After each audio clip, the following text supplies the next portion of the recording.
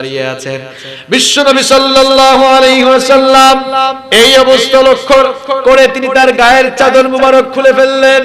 বিশ্বনবী সাল্লাল্লাহু আলাইহি ওয়াসাল্লাম তার গায়ের চাদর মুবারক খুলে জারিরের দিকে ছুঁড়ে মারলেন। আর তিনি বললেন, ওগো জারির, জায়গা পাও নাই তো কি হয়েছে? আমি নবী আমার চাদরটা তোমার দিকে ছুঁড়ে দিলাম। আমার চাদর মুবারক বিছিয়ে তুমি বসে যাও। জারির তখন বিশ্বনবীর চাদর মুবারকটা বুকের সাথে জড়িয়ে ধরলেন আর চোখের পানি ছেড়ে দিয়ে বলতে লাগলেন, ওগো আল্লাহর নবী, আপনি নবীদেরও নবী, পৃথিবীর সকল কিছুর নবী। আল্লাহ পাক আপনার পরেই, আল্লাহ পাক তারপরে আপনার মর্যাদা দিয়েছেন। আপনার চাদরে দুনিয়ার কোন সাধারণ মানুষ বসতে পারে নাকি?